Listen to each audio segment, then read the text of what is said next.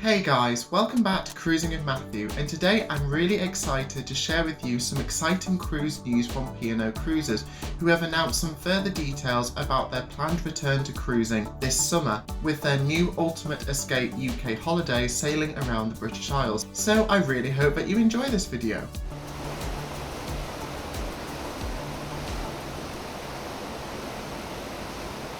So P&O have announced that they plan to return to cruising on June the 27th, 2021 on board the former flagship P&O Britannia. Now she is going to offer a variety of 3 and 4 night breaks as well as one 6-night break running from the 27th of June to the 19th of September. Now both the 3 and 4 night cruises are going to include sailing along the south coast of England, departing and arriving at the port of Southampton. So that means there won't be any ports in these cruises, but I think it is a really exciting step forward for P&O as well as the rest of the British cruise industry. Now I absolutely loved my time on board Britannia, and I really think that anyone who gets to go on these first cruises will have an amazing time. And I think a few relaxing days at sea is something that we definitely need. Perhaps the most exciting piece of news is the fact that Iona is going to start her long-belated maiden season with a 7-night cruise on the 7th of August 2021. Now this is going to depart from Southampton and will include coastal cruising to Scotland, the Inner Hebrides and also the island of Iona.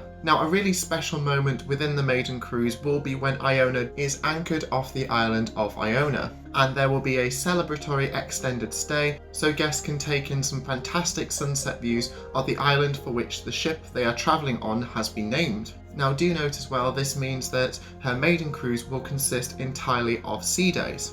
Now following her maiden cruise, Iona will sail 7-night cruises from Southampton and return to Southampton with coastal cruising past the Channel Islands and also along the coast of France. Now I don't know about you, but a 7-night all-sea day itinerary seems like a fantastic opportunity to really enjoy this ship and get the most out of all her facilities. And with the size of Iona, I have to admit it'll probably take me that long to figure out where I'm meant to be going. So I think it'll be a really exciting time on board. There's going to be all the entertainment and food options that you know and love. So I for one can't wait to be able to experience the Headliners Theatre Company performing their fantastic wide array of shows. You'll also be able to enjoy the speciality restaurants like the Glass House and Sindhu, and I for one am super excited. Now for those of you who are worried about how temperamental the British summer is, P&O have also stated that for each cruise on board they're going to look at the weather forecast and aim to take the ships where it is warm and sunny, so I think everyone will be very happy about that. Now in terms of pricing, it will be £449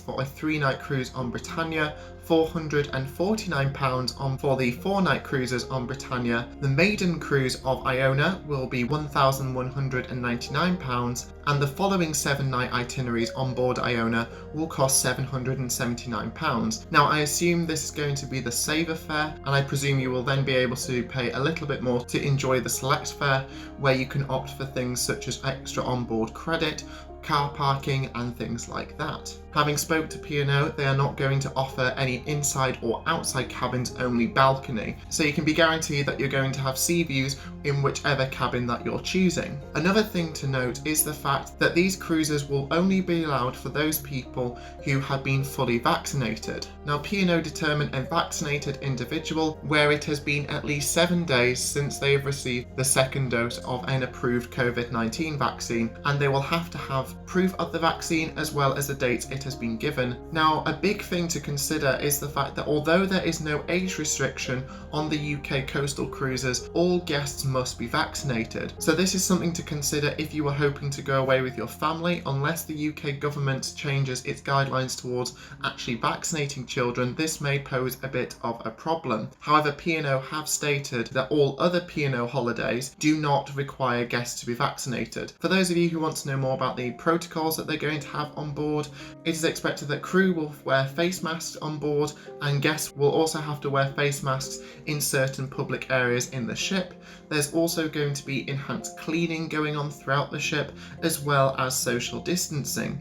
Now, crew will also undergo a strict testing regime and also quarantine before coming on board, and also will undertake frequent testing whilst they're on the ship. I also asked P&O if their protocols will include guests being tested for COVID-19 on embarkation day. And they said that testing may take place, but if that is the case, this will be complimentary and guests won't have to pay an additional cost towards doing this. P&O have also highlighted the importance of making sure that you have travel insurance, and this travel insurance must include medical and repatriation cover of £2 million, and that includes cover for things such as emergency evacuations and also expenses related to COVID-19. Now, this is something that's always been a thing, but I think they're just highlighting it to mention that you need to include COVID-19 cover within your insurance. This is a really exciting moment for P&O Cruises and British Cruising, as it shows that hopefully there is light at the end of the tunnel, and although there will be extra restrictions in place and the cruise experience might be slightly different, this is something that is super exciting. I'm definitely going to be looking at these cruises and also hoping to be finally able to go on board Iona after so much anticipation, and I think anyone who gets a chance to go on board either Iona or Britannia will have a fantastic time and enjoy a well-deserved holiday. So I really hope you enjoyed the updates on P&O's 2021 summer programme, and if you have, please like and subscribe because it's always appreciated. Do comment below if you have any questions, and if you want to know more about Cruising with Matthew, then take a look at some of my other social media channels. The links are in the description below. I hope that you're doing well with everything at the moment, and I can't wait to see you in the next video. So until next time, this is Cruising with Matthew, and thank you so much for watching.